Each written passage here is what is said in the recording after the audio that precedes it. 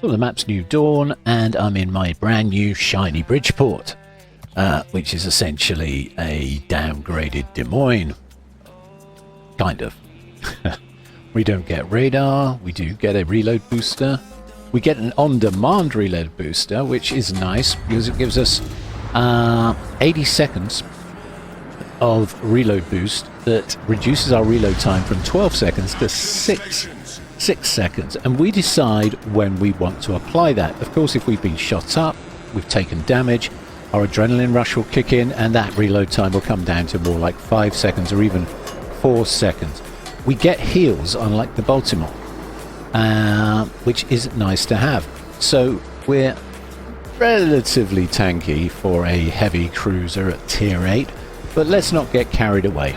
Anything over 386 is going to hurt. 386 is going to hurt. Let's be honest, battleships are to be avoided if possible. And if you do find yourself in a scrape with a battleship, you're going to want to angle, and you're going to want to find yourself an island somewhere. So what I'm going to do in this match is I'm going to follow the Akazuki into this island. Just check my settings, because I think it would be an idea to have the chat on. Should we turn the chat on? Risky, I know, risky, but you never know. My team might actually have something useful to say, so let's turn the chat on. I might regret this later. Okay, there's a Cheshire. So immediately I've switched to AP because he's showing broadside. And we're going to put the reload booster on before he vanishes out of sight. And no. Bad example, bad example. I wasn't quick enough. But you get the idea. The general idea is to use the reload booster and moments like that to get that extra salvo into the side of an enemy ship so you can get more than one citadel. And I need to get my head around this mechanic. I'm pretty new to this ship, but I have used French destroyers a lot, and I am very familiar with reload boosters. Okay, we've got a destroyer on the cap. In front of us. He's above the cap by the look of it, looking at those torps. So we're going to use this island as a torpedo shield, because her rudder shift is pretty damn bad. It's something to be aware of. It's not quite as good as the Baltimore, so you have to be a little bit careful when engaging torpedo boats. Okay, now what I'm doing here is I'm trying to get a fire on the Bridgeport. If I get a fire on the Bridgeport, someone got a fire on me, didn't they? And he puts it out, then it's a good time to hit the reload booster. Is he putting that fire out? No, he isn't. The idea is, or the theory is, that if he puts the fire out, his repair party's on cooldown, so we can get some perma-fires on him. He's now got 2 fires burning him, and he still hasn't put them out. Okay, we're going to switch to AP because he's showing broadside, and I've switched the reload booster on. See if we can punish that broadside. As you can see, I'm getting shells every 6 seconds. There we go. And we got a citadel. And an incapacitation. Now he's gone dark. We get another citadel. We turn off the reload booster. And we've still got 18 seconds of reload booster to go. I can see I'm going to need a practice with this. I'm not used to having a reload booster that's on demand. It is incredible. It really is. You get a lot of time with the reload booster, to be brutally honest. More so than you do with, say, 3 French reload boosters. You get 120 seconds worth, which is quite a lot. I say 120 seconds. It's not, strictly speaking, that's not correct. The way the numbers are shown, 100 in this game means 60 seconds, so it's 80 seconds. But 80 seconds is still pretty good. Pretty good. And it's on demand. Okay, the Cheshire's starting to show broadside. We switch the reload booster on. We switch to AP. And they're those torpedoes I was worried about. Okay, but we were able to get an extra salvo into him that we wouldn't have been able to get without the reload booster. So pretty useful. But I mean, we're 5 minutes into this match and I've almost used it all up. But that said, I even made some bad choices. I'm sure you will do better, especially after you've watched this video, right? Okay, so got some good hits on the Bridgeport there. 8 pens, pretty useful, and he's very low health. Let's see if my team can help me finish him off. God damn it.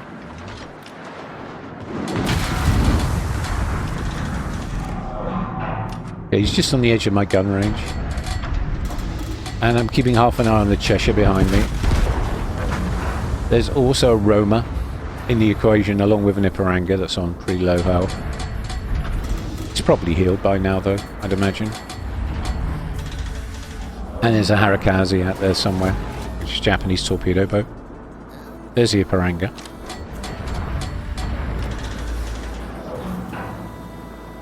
I'm just going to creep up along the edge of this island. Now, my entire fleet is on the right side of me, apart from the Numancia and the Split, who are kiting away from the Cheshire.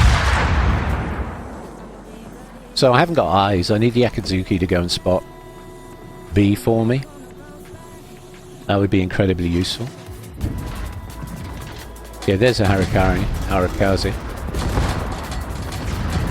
And there's a Roma I was worried about, lining me up.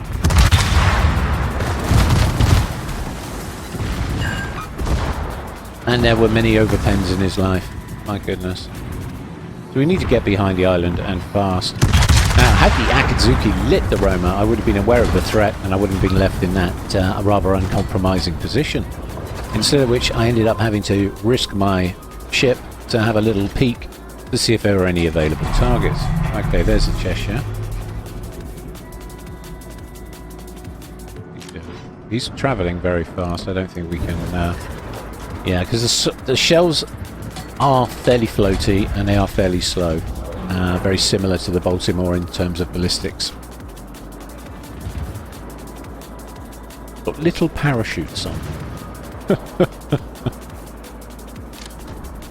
Okay, 5 kilometre range on the Hydro. Not enough to light the Roma, unfortunately. He's at 5.5. 5.4. Akatsuki's smoked up, so again, I still don't have proper eyes on the Roma. Just going to creep back up again. Okay. Now he's showing a lot of broadside, so I'm going to switch to AP, and we're going to use a reload booster. Here we go.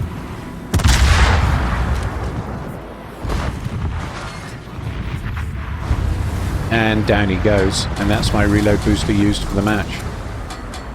And we're about 8 minutes in. But as you can see, it allowed me to do a very quick shell switch. I've got Halsey on my ship. I would recommend Halsey.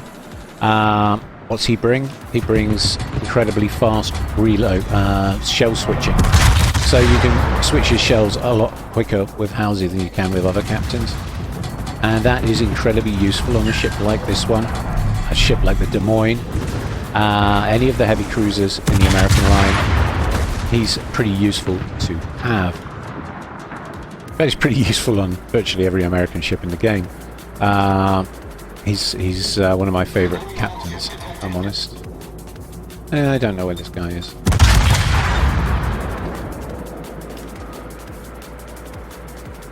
Right, we're going to move into cap. And because we need another cap, they're catching up on points. Even though they've only got 3 ships. It would be foolish of us not to take a second cap. I've seen teams lose in similar situations where they've ignored the caps, even though they have a ship advantage, and have still lost the match. So we're not going to have that, not on my watch. Okay, I'm going to use this little island in the middle to protect my ship. There's the Iparanga. Oh boy, is he low. And the Brandenburg gets him. Good, good, good. But you can see we took a fair amount of damage there. So she is a little squishy, and you need to be aware of that. But we do have heals, which is brilliant. Finally giving us heals. It'd be nice if they gave the Baltimore heals too, wouldn't it? I'm hoping one day One day Wargaming will do that, because the Baltimore is also a hell of a cruiser, but she lacks a heel, and that kind of holds her back quite a lot. I did a Baltimore video the other day, and honestly, I did feel held back by the lack of a heel. You don't feel as confident going into a fight when you know you can't heal any damage, and all the damage you get is perma. Okay, we're going to move into the last cap, and there's just a Kagaro left.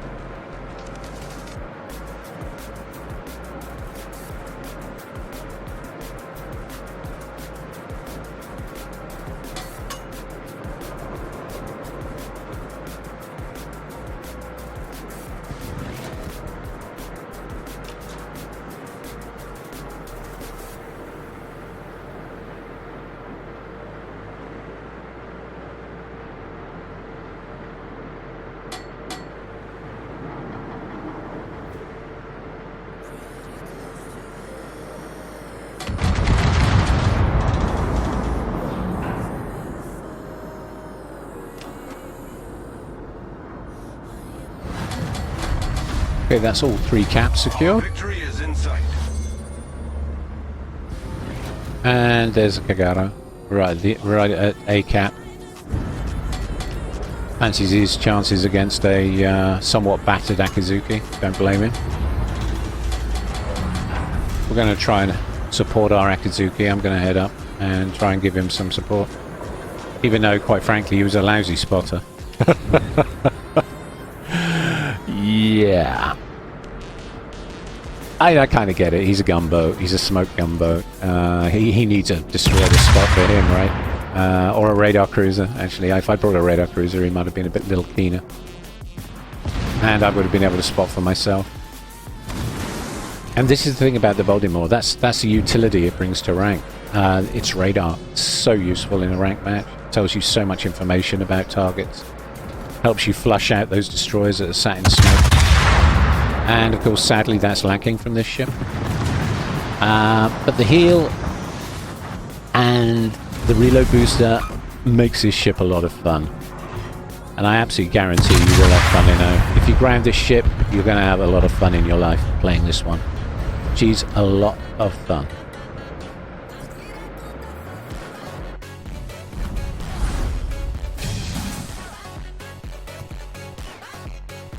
Okay, quick look at the score. See how we did. Okay, that was probably all those caps that got me top of the team, because I was capping like a boss, doing the Akazuki's job for him. Go on, have a compliment, mate. You played well. You played well. 3 kills. I can't complain about that, can I, really? It'd be mean of me not to give you a compliment, sir. Mean indeed. Okay, so that's the breakdown of the damage, credits and XP. She's a good little earner. I only had the 20% booster on and we still made 367,000 credits. Okay, let's do another. Right, this time we're on Islands of Ice. It's a pretty interesting lineup. No destroyers. Oh god. You get what you get with me. I do most of my videos live, and to be honest, I stick with the results, you know. If it's a good game, great. If it's a bad game, great. They all go on the channel. I did a video the other day on the Yumahari, and it was nail-biting. And I put it on the channel. It wasn't a particularly spectacular game. In fact, it was an absolute chaotic mess. But the tension was real. I wanted a bit of audience participation. I was hoping that you guys would be biting your nails watching me somehow out of nowhere scrape a win. So, yeah, all content is good content, is the way I see it. We got the easy cap. We spawned closest to B, so I'm just going to grab B for the team. It just makes sense. And I've got backup. The Iparanka's come with me, as has the Hipper, which is great. And I've learned from that last match, we need to use the reload booster to punish. This ship is a punisher. It punishes mistakes. It sees a mistake, you hit the reload booster, and switch shells if you have to, with Halsey's super switch, and punish, punish, punish. The AP is strong. The HE is good. Both shell types are very nice to have. And I like the healing mechanic and the fact that you've got Hydro. She's not the best torpedo dodger, though. We're just going to check that out. I mean, this guy's got 72 knot torpedoes on his German secondary cruiser, heavy cruiser. A little bit scary. Going to have to watch out for him, the Nesbeck. Honestly, he scares me a bit. I hope I said that right. Nesberbeck? Anyway, whatever. It's German, not my first language. But hopefully we'll get to avoid those. Looking at the mini-map, you can see two of their battleships on the mini-map there, and a Tago and a Cleveland have gone to A. So we may well encounter the Nesbeck, and we may well encounter the Richelieu. I haven't seen the Richelieu yet. Oh, speak of the devil, there he is. He's just shown up. Alright, so we've got the Richelieu in front of us. I have an Iparanga and a Hipper in support. And you see that island in front of me on the right? I'm going to use that to shield me from the Richelieu's guns. And here's the Nesbeck. The Nesbeck. I have instantly put the Hydro on. I don't want to get torpedoed. He may have already dropped some torpedoes for me, so I want to light those so we get a chance with the rather poor rudder ship. I'm going to switch to AP and punish his broadside. Punish, using the reload booster. See if we can get some citadels. We get a citadel. Keep punishing. We're getting some really good damage. 5 pens, 2 over pens, and we're punishing. We turn the reload booster off. Okay. We switch to HE because he's now angled, and I've got a torpedo problem. We're going to try and avoid these. Going to throw the rudder hard over. Looks like we've avoided them. Yep. Ooh, that took the paint off, didn't it? But you see what I mean about the rudder shift? It's not the best. I could have easily have swallowed one of those torps, but I managed just about to avoid it. Go me. And now with the HE, we're going to set fires. We're going to cause incapacitations, take out his torpedo tubes and give him a hard time. He's very low health, and boom, he's gone. And that is a good punish. We really punished him hard. And behind me, I've got the Iparanga supporting me for that entire fight and doing a top job. Now, I've got to be a little bit careful how we approach this. There's a Richelieu in front of us. Now, Richelieu is very capable of turning me into Swiss cheese. So, I don't like being turned into Swiss cheese. Which side of the island is the Iparanga going to go? And that will decide my next strategy. I want the Iparanga to engage the Richelieu. The idea is that while the Richelieu is busy with the Iparanga and getting into a nice solid gunfight with him, I can then whip round the other side of the island and start shooting him. You see, I'm using the ASW there to see which way the Richelieu's guns are turning. Yeah, little pro tip there. Just hit your 4 and look over you can look over islands now with this ASW mechanic and have a look and see. And you can see he's already starting to line up on the Iparanga, who's passing to the port side of the island. So I need to go to the starboard side of the island, or the right side of the island, which is why I'm turning my ship as we speak. I'm going to chuck her in forward, and then we're just going to drift around the side and open up on the Richelieu. At least that's the plan.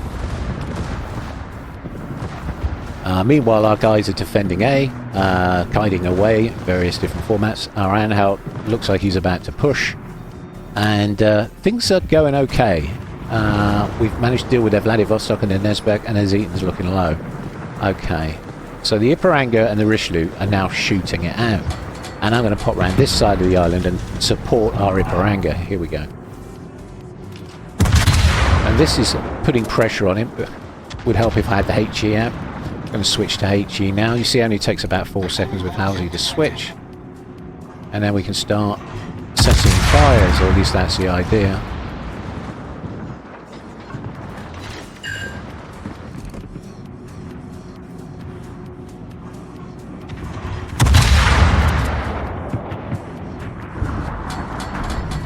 I'm just experimenting. I want to know if shell switching will reduce my reload time.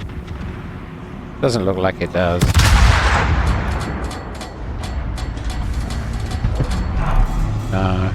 No, that had absolutely no effect whatsoever. What it did do is allow us to instant switch between the two ammo types. So that gives you an idea of the power of Halsey. He really is amazing. It's an instant switch, you know. And you don't lose any reload time doing it. Now, if we can get a fire on the Richelieu, then I'll turn my reload booster on if he puts it out, and then we can try and get some Permafires on him, but he's low. No, we've got him. We've got him. And the Iparanga finishes him off with the secondaries. Okay. I'm just going to slap a heel on. I took a little fire from the right. I think that was the Otago. I think the Otago put a fire down on me with HE.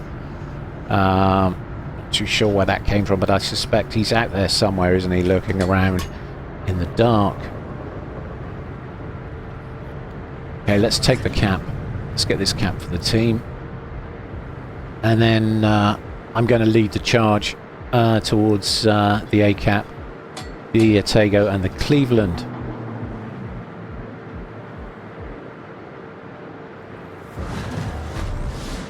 And I can do that because I've got a heal and I've got a reload booster and I'm not afraid to use it.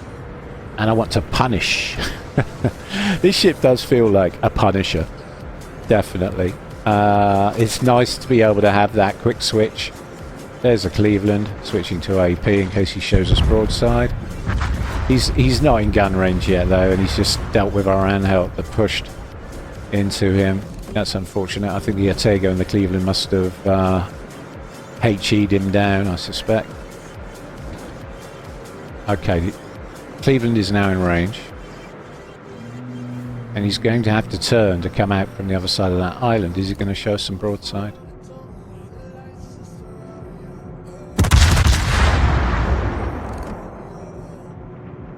No, he's angled. He's quite well angled.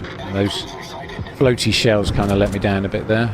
So we'll switch back to the HE because he's starting to come towards me. Oh no, he's turning out. He's turning out. So, reload booster on, switch to AP, and the magic happens. Time to punish. Punisher shot one. Punish, punish, punish. And boom. 2 citadels and down he goes. And I could have stopped the reload booster right at that point, but I carried on, didn't I? I just couldn't believe the result. That was fast, wasn't it? And this is what you can do with the Bridgeport. And of course with the HE, if you set a fire and you put the fire out, turn the reload booster on and start spamming that HE and you'll get perma fires. And that's great. That's great for getting those medals and achievements. Things like Witherer and Arsonist can be yours. But don't forget to punish. And now I'm going to be chasing this Otago for the rest of the match, aren't I? But you can see we've got 3 casks secured. It's a solid team. I got good support from the Hipper and great support from the Iparanga, and I returned the favour by supporting the Iparanga against the Richelieu and helping out with the Cleveland. I mean, she is essentially a support ship, the Bridgeport. And she's a lot of fun. I thoroughly recommend this ship if you have her. Don't leave her in your dock to gather dust. Get her out. Try her in ranked. She's a lot of fun. Try her in randoms. Try her in any type of game mode, really. She's got heals, so she's got some sustain. She's got some durability. And of course, she's got that ability to punish broadsides whenever she sees them. And she sees them a lot.